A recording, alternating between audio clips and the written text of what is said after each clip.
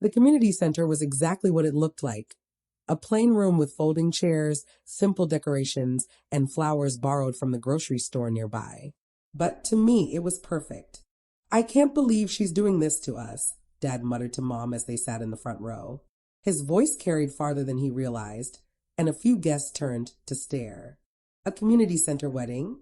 What will people think? Mom nodded, fidgeting with her dress. We offered to pay for a real venue, the country club, or at least the hotel downtown. But no, she insisted on this place. My fiancé Michael squeezed my hand as we watched from the small side room where I was getting ready. Through the cracked door, we could see the entire wedding party. 43 guests settling into their seats. Are you sure you don't want to tell them? Michael asked softly. About her real job? About everything.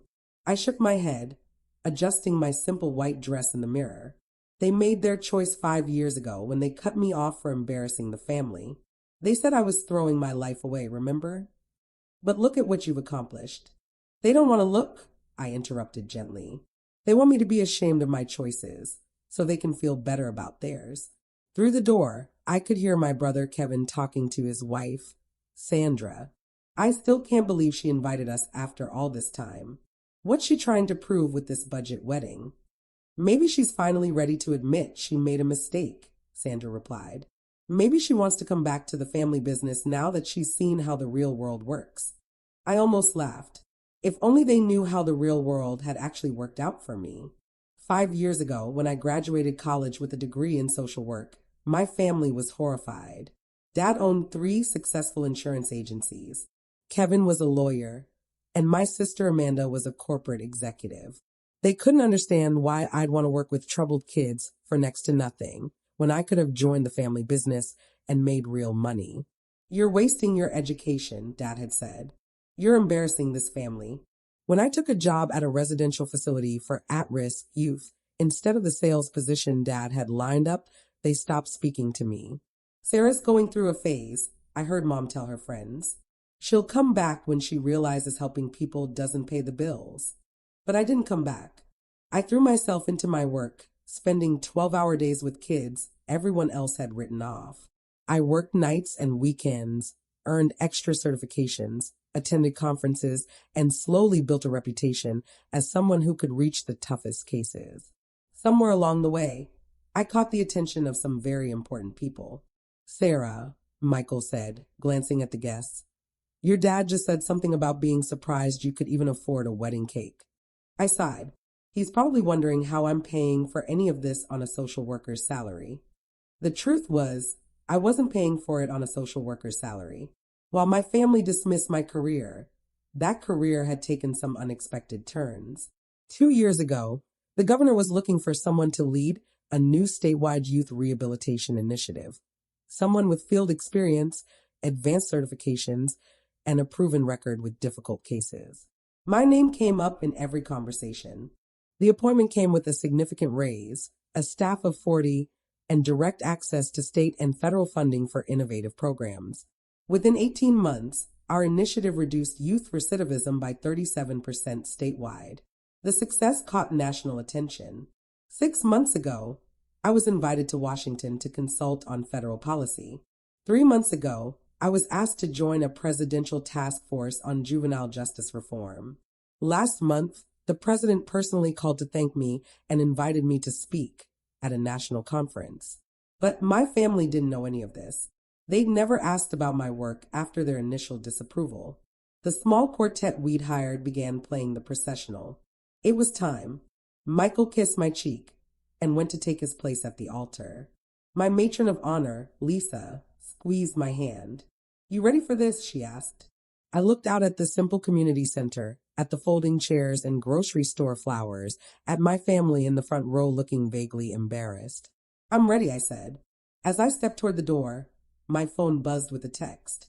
I almost ignored it. Who texts during a wedding? But something made me look. It was from Governor Patricia Williams. Sarah, I'm so sorry I'm running late. Air Force One was delayed, and we're just landing now. I'll be there in 10 minutes. Don't start without me. Patricia. I stared at the message, my heart racing. Governor Williams had said she'd try to make it if her schedule allowed, but I hadn't expected her to show up. She was one of the busiest people in the state, but we developed a close working relationship over the past 2 years. She'd become not just my boss, but a mentor and friend. When I mentioned my father wouldn't walk me down the aisle, he'd refused, too embarrassed by the whole thing. She'd offered to step in. Patricia Williams wants to walk me down the aisle? I'd asked incredulous. Sarah, you've become like a daughter to me, she'd said. You've revolutionized youth services in this state. You've saved lives. If your family can't see what a remarkable woman you are, then I'd be honored to stand in their place. I thought she was just being kind. I never imagined she'd actually show up. Sarah, Lisa was looking at me strangely. What's wrong? You look like you've seen a ghost. The governor is coming, I whispered. What governor? Governor Williams. She's going to walk me down the aisle. Lisa's eyes widened. The governor of the entire state. That Governor Williams. Before I could answer, we heard a commotion outside. Car doors slamming, official voices, the sound of a security detail mobilizing. Through the window, I saw 3 black SUVs pull up. Men in dark suits got out, speaking into earpieces, scanning the area. Inside, the wedding venue went silent. I could hear confused murmurs, people asking what was happening. Sarah, Dad's voice called from the main room. What's going on out there? I smoothed my dress and checked my reflection one last time. I guess we're about to find out. The front doors opened and Governor Patricia Williams walked in, flanked by 2 security agents. She wore an elegant navy suit and a warm smile, commanding the room instantly. Sorry I'm late, kiddo, she said, loud enough for everyone to hear. Air Force One was delayed, and then the motorcade hit traffic. The silence was absolute. Every person, my family, Michael's family, our friends, stared as the governor walked straight toward me. Dad's mouth hung open. Mom looked ready to faint. Kevin dropped his program. Governor Williams, I said, trying to keep my voice steady. Thank you so much for coming. She pulled me into a hug. I wouldn't miss this for anything. You know how proud I am of you. Proud? Dad's voice cracked. The governor turned to my family with a polite but cool smile. You must be Sarah's parents. I'm Patricia Williams. The governor, Mom stammered. That's right. I've had the privilege of working closely with your daughter for the past 2 years. She's one of the most remarkable people I've ever met. Dad stared at me like he'd never seen me before. Working with Sarah? But she's just a social worker at some group home. Governor Williams raised an eyebrow. Sarah is the director of statewide youth rehabilitation initiatives. She reports directly to me. Her programs have revolutionized how we handle juvenile justice in this state. Director? Kevin whispered. Sarah's work has been so successful that the president asked her to join a federal task force on juvenile justice reform, the governor continued. She's been consulting with the White House for the past 6 months. My family's faces shifted from confusion to realization to shock. The White House. Amanda finally spoke. Sarah works with the White House, works with them, advises them, speaks at their conferences, Governor Williams confirmed. Last month, the president personally called to thank Sarah for her contribution to federal policy. I watched my father's face cycle through confusion, disbelief, embarrassment, and maybe pride. But she never told us about any of this, Mom said weakly. Governor Williams looked at my parents, her expression polite, but pointed. Perhaps she would have if you'd shown interest in her work instead of dismissing it. The silence was deafening. Now then, the governor said, turning back to me with a bright smile. Ready to get married? I believe I have a very important job to do. She offered me her arm, and together we walked toward the doors to the main ceremony. Behind us, I could hear my family whispering, trying to process what they'd just learned. Sarah. Dad called as we reached the doors. Sarah, wait. I turned back. For the first time in 5 years, he was looking at me like he actually saw me. I had no idea. I know, I said quietly. I tried to tell you, but you didn't want to hear about my little social work job. The processional music started again, and the doors opened. Every guest turned to watch as Governor Williams escorted me down the aisle. As we walked, I heard whispers, Is that really the governor? She said Sarah works for the White House. I can't believe Sarah never mentioned the president called her personally. At the altar, Governor Williams hugged me and whispered, "You've built something beautiful, Sarah. Don't let anyone make you feel small for your choices." She took her seat in the front row, right next to my parents, who stared at her like she was a legend. The ceremony continued, but I could tell half the guests were still processing what they'd seen. My family kept glancing between me and the governor, trying to solve a puzzle. When Michael and I exchanged vows, I promised to keep building a life based on service and compassion. He promised to support my work, even when it meant late nights and criticism from people who didn't understand. As we kissed and the crowd applauded, I caught sight of my family. Dad was clapping, eyes full of tears. Mom looked stunned but tried to smile. Kevin and Amanda whispered, probably comparing notes about everything they'd missed. At the reception, still in the community center, Governor Williams gave an impromptu speech. "I've known many dedicated public servants," she said, raising her glass, "but I've rarely met anyone with Sarah's combination of expertise, compassion, and results. She's transformed how we approach youth rehabilitation, and her work has saved hundreds of lives." The room erupted in applause. My family clapped too, but I could see they were still processing. After the governor left, my family approached me at the head table.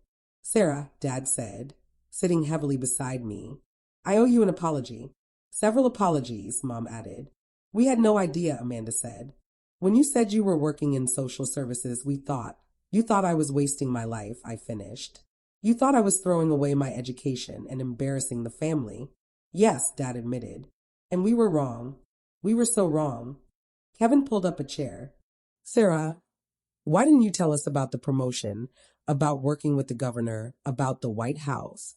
I looked at my family, people who had dismissed my choices, cut me off, and refused to invite me to family gatherings for 5 years. "When would I have told you?" I asked gently. "You stopped taking my calls 3 years ago. You didn't invite me to Christmas or Kevin's promotion party or Amanda's housewarming. You made it clear you didn't want to hear about my work unless I was ready to admit it was a mistake." The truth hit them like a blow. Every time I tried to explain what I was doing, I continued, you interrupted to tell me I was wasting my potential. Every time I tried to share something I was proud of, you changed the subject to when I was going to get a real job. "We thought we were helping," Mom said, tears in her eyes. "We thought we were motivating you to aim higher." "I did aim higher," I said. "I aimed so high the president knows my name. I just aimed in a direction you didn't understand." Dad reached over and took my hand. "Sarah, can you ever forgive us?" I looked at the man who'd raised me, who'd let his own narrow view of success blind him to what I was actually achieving. "Dad, I never stopped loving you. Any of you. I just needed you to respect my choices, even if you didn't understand them." "We want to understand now," Amanda said. "Will you tell us about your work? Really tell us."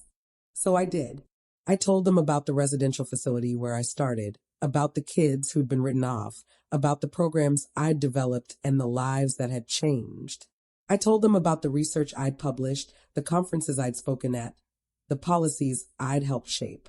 I told them about Marcus, a 15-year-old gang member now studying pre-med, about Jennifer, who'd aged out of foster care and now runs her own nonprofit, about David, who'd been arrested 12 times before 16 and now works as a counselor for at-risk youth.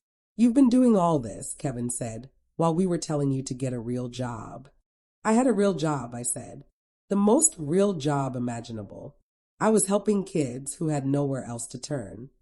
"And now you're helping kids all across the state," Mom said, finally understanding and influencing national policy. Dad looked around the community center, seeing it with new eyes. "You chose this place on purpose, didn't you?" I nodded. "This is where it all started. 5 years ago, this community center ran an after-school program for neighborhood kids. I volunteered here on weekends when I worked at the residential facility. Some of the kids I met here were my first success stories. Now it's the headquarters for one of our most successful outreach programs. We serve over 300 kids a week here." Dad looked at the folding chairs, the borrowed decorations, the kids' artwork on the walls with a new understanding. "This isn't a cheap venue," he said quietly. "This is your life's work. This is where I fell in love with the work, I said, and where I realized success isn't measured by how impressive your office is, but by how many lives you touch. As the evening wound down and guests left, my family lingered. For the first time in 5 years, none of us seemed eager to end the conversation. Sarah, Mom said, "Would you have dinner with us next week? Really have dinner, where we listen to you talk about your work." "I'd like that," I said. "And maybe," Dad added, "you could show us the programs you run. Help us understand what you've built." I smiled. "I'd love to." As Michael and I packed up the decorations, I thought about the journey that brought me here. 5 years ago, I was a recent grad with a passion for helping kids and a family who thought I was throwing my life away. Today, I was a respected expert, married to a man who supported my work, and finally reconnecting with a family beginning to understand that there are many ways to measure success. "So," Michael said, folding up the table linens, "how does it feel to have the governor walk you down the aisle?" I laughed. "It feels like the perfect ending to the perfect wedding. Even though your dad spent the first half hour complaining about the venue." "Especially because of that," I said. "He needed to learn that the most important things in life usually don't look impressive from the outside." As we turned off the lights and locked up the community center, the place where I discovered my calling, built my first programs, got married, and where tomorrow I'd be back to work helping kids build better futures, I realized everything had worked out exactly as it should. My family needed to see me succeed on my own terms before they could respect the terms I'd chosen. And I needed to prove to myself that my work mattered, whether they understood it or not. Now, finally, we could build something new together. A relationship based on mutual respect, not disappointed expectations. A family that celebrated different kinds of success, not just one narrow definition. It took 5 years, a governor's intervention, and a wedding in a community center to get us here.